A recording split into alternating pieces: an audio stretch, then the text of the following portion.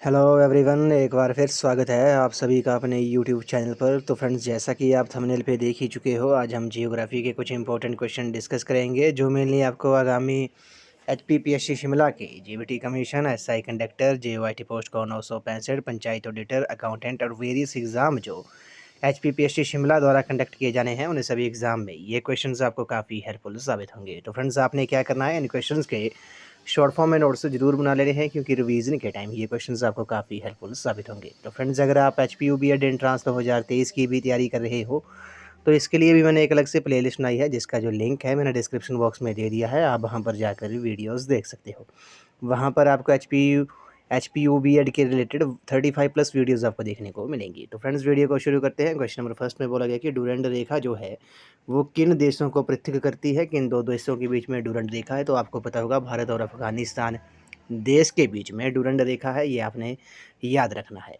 अगले प्रश्न पे चलते हैं। इसमें बोला गया है कि जर्मनी और पोलैंड के बीच सीमा का जो क्या नाम है। तो आपको पता होगा, हिंडनबर्ग रेखा जो है, हिंडनबर्ग लाइन जो है वो जर्मनी और पोलैंड के बीच सीमा है, ये आपने याद रखना है। नेक्स्ट क्वेश्चन पे चलते हैं। मैकमोहन रेखा किन देशों को पृथक करती है, किन दो देशों के बीच में है। तो आपको पता होगा, इंडिया और चाइना के बीच में मैकमोहन रेखा जो है वो स्थित है। अगले प्रश्न पे चलते हैं। रेडक्लिफ रेखा किन किन किन रेडक्लिफ के दोनों और कौन कौन से देश हैं। रेडक्लिफ रेखा आपको पता होगा, भारत और पाकिस्तान के बीच में है। क्वेश्चन कई बार ये पूछा गया है।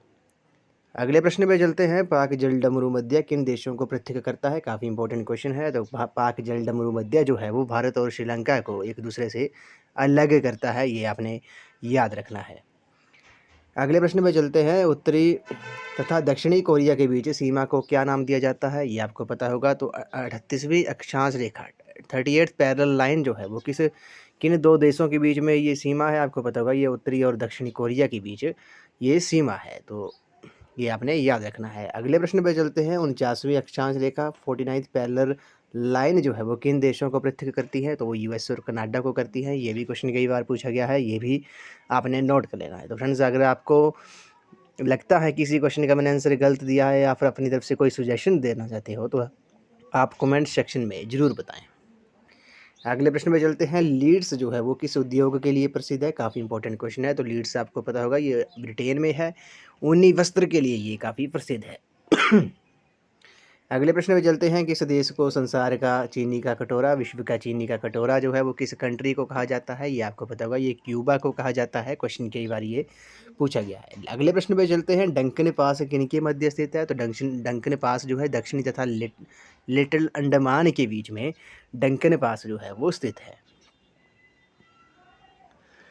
अगले प्रश्न पे चलते हैं। पैसिफिक रिंग ऑफ फायर का संबंध किससे है। काफ़ी इंपॉर्टेंट क्वेश्चन है।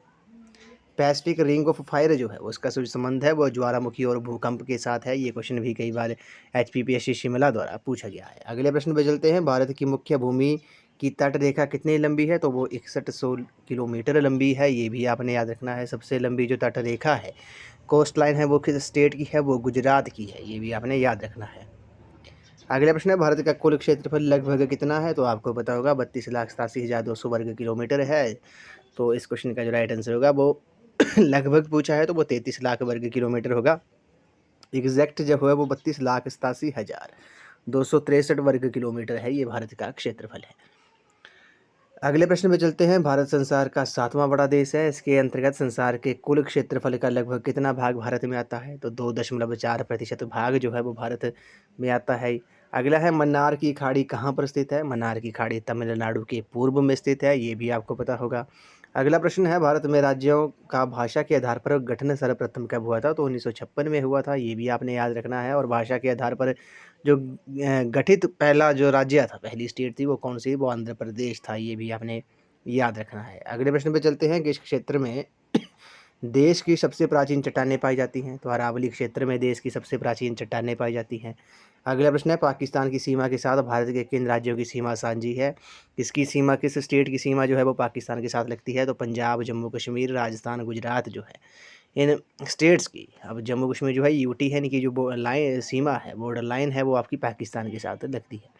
अगला प्रश्न है। भारत में कौन सा राज्य सबसे बड़ा है क्षेत्रफल के अनुसार। तो राजस्थान जो है इस क्वेश्चन का राइट आंसर है। भारत में सबसे छोटा राज्य जो है क्षेत्रफल के आधार पर वो कौन सा है, ये आपको पता होगा। इस क्वेश्चन का जो राइट आंसर होगा वो आपका गोवा होगा, ये आपने याद रखना है। यहाँ पर क्वेश्चन गलत दे दिया है, आंसर जो है ये गलत है, सिक्किम नहीं होगा। क्षेत्रफल एरिया वाइज देखा जाए तो गोवा जो है वो सबसे छोटी स्टेट है। अगर आपसे क्वेश्चन पूछा जाए कि जनसंख्या के आधार पर सबसे बड़ी स्टेट कौन सी है, तो वो यूपी होगी। अगर पॉपुलेशन वाइज पूछा जाए सबसे छोटी स्टेट कौन सी, तो वो सिक्किम होगी, ये भी आपने याद रखना। अगला प्रश्न है, सतपुड़ा और विंध्याचल के मध्य कौन सी नदी बहती है, तो नर्मदा जो नदी है वो सतपुड़ा और विंध्याचल की मध्य नदी ये जो है वो बहती है। अगला प्रश्न है, किन नगरों को जुड़वा नगर कहा जाता है, हैदराबाद और सिकंदराबाद को जुड़वा नगर कहा जाता है। अगले प्रश्न में चलते हैं, चाय कॉफ़ी तथा शीतोष्ण फलों के बाग सामान्यतः डैश मिट्टी के क्षेत्रों में लगाए जाते हैं, तो ये पर्वतीय मिट्टी के क्षेत्रों में लगाए जाते हैं, ये भी आपको पता होगा। अगला है, ब्लास्ट बीमारी किस फसल को विशेष हानि पहुंचाती है, तो वो चावल को। ये क्वेश्चन भी कई बार पूछा गया है कि ब्लास्ट जो बीमारी है वो किस फसल को विशेष हानि पहुंचाती है, तो वो चावल को पहुंचाती है। अगला प्रश्न है, खैरा नामक बीमारी जस्ते की कमी से होती है, कौन सी फसल इस बीमारी से सबसे अधिक प्रभावित होती है, तो चावल जो है इस क्वेश्चन का राइट आंसर होगा। अगला प्रश्न है, मुर्रा शब्द से क्या अर्थ है, तो मुर्रा जो है वो भैंस की एक नस्ल है, ये भी आपको पता होगा। अगला है, रेबीज़ बीमारी किसे किसे प्रभावित करती है, तो रेबीज़ जो बीमारी है वो आपकी पशुओं को प्रभावित करती है। बांदीपुर राष्ट्रीय पार्क उद्यान कहाँ स्थित है, तो ये कर्नाटक स्टेट में है। कोविड जिम कॉर्बेट राष्ट्रीय पार्क जो है वो कहाँ स्थित है, वो उत्तराखंड में स्थित है, ये भी आपने याद रखना है। नेक्स्ट क्वेश्चन पे चलते हैं। इसमें बोला गया है कि एशियाई शेरों का आवास क्षेत्र किसे कहा जाता है, तो एशियाई शेरों का जो आवास क्षेत्र है वो गिर राष्ट्रीय उद्यान को कहा जाता है। किस स्टेट में है, ये भी आपको पता होना चाहिए, तो ये गुजरात स्टेट में है। अगले प्रश्न पे चलते हैं, जंगली गधों के लिए अभयारण्य कहाँ है, तो वो गुजरात में है। काजीरंगा वन्य जीव अभयारण्य जो है वो कहाँ पर स्थित है, तो वो असम में, पता है आपको, पता है असम में स्थित मानस अभयारण्य किस वन्य जीव के लिए प्रसिद्ध है, तो वो टाइगर के लिए काफ़ी फेमस है। अगला प्रश्न है, कौन सा अभयारण्य जो है एक सींग वाले भारतीय गैंडों के लिए प्रसिद्ध है, तो वो काजीरंगा जो अभयारण्य है वो एक सींग वाले भारतीय गैंडों के लिए प्रसिद्ध है, जो कि असम स्टेट में है।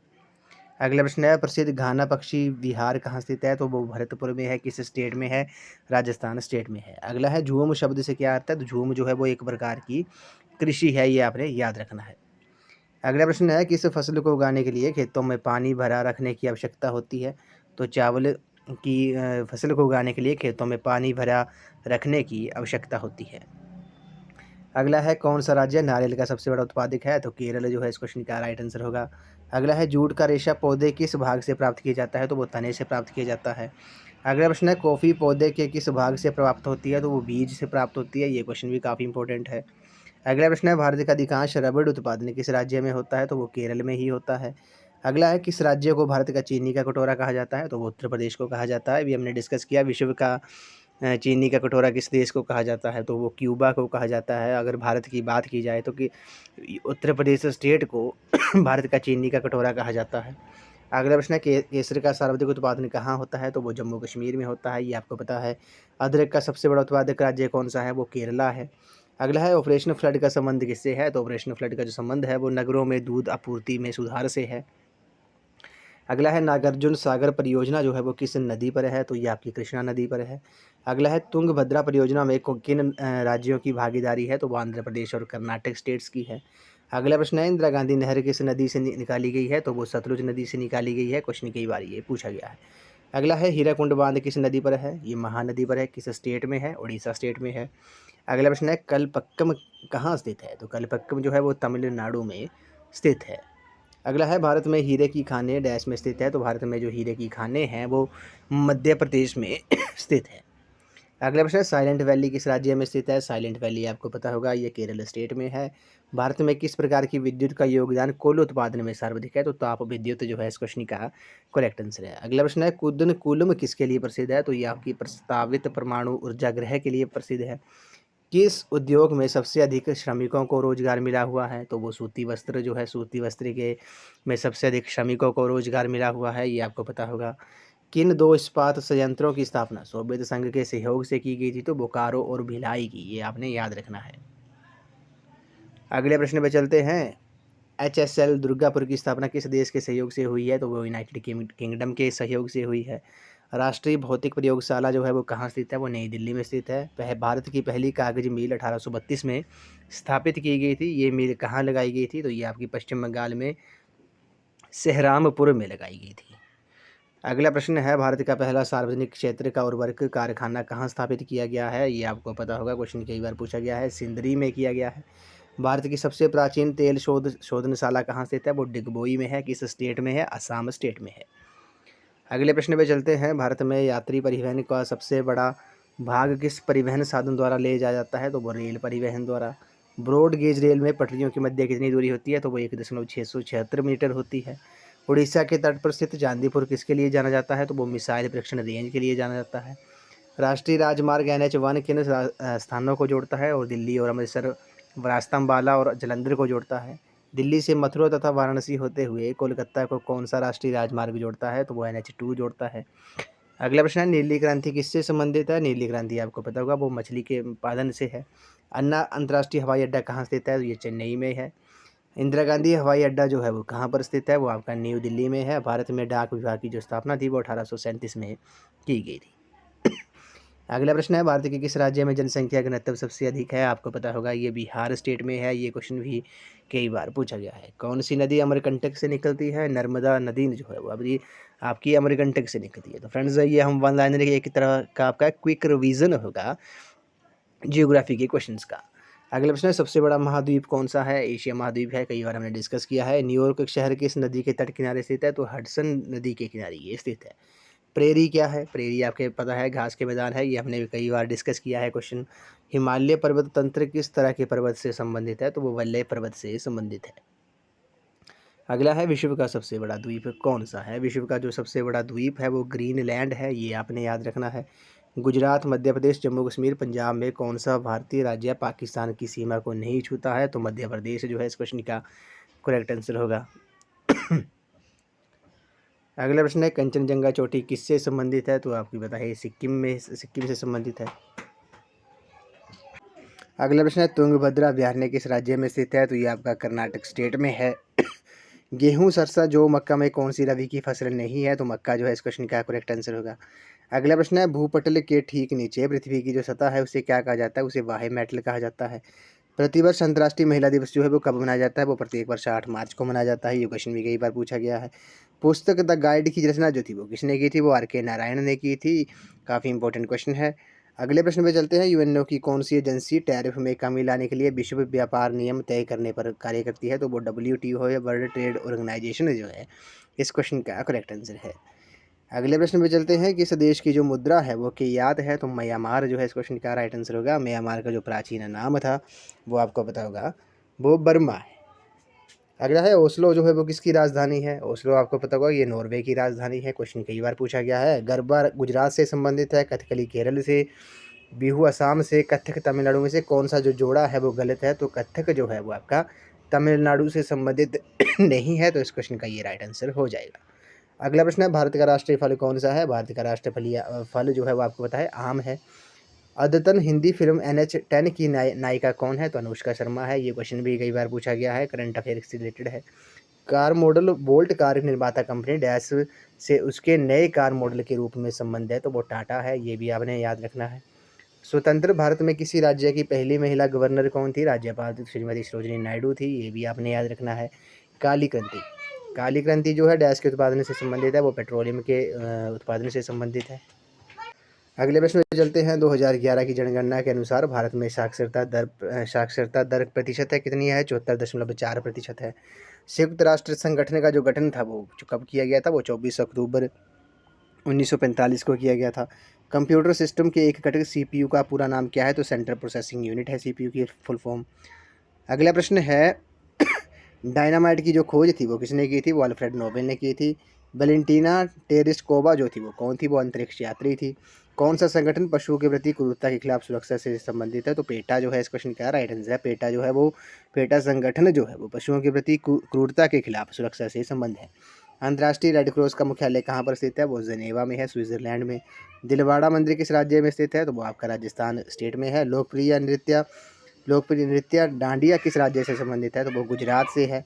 मधुबनी क्या है? मधुबनी एक पेंटिंग शैली है। किस स्टेट से ये संबंधित है? ये आपकी बिहार स्टेट से संबंधित है।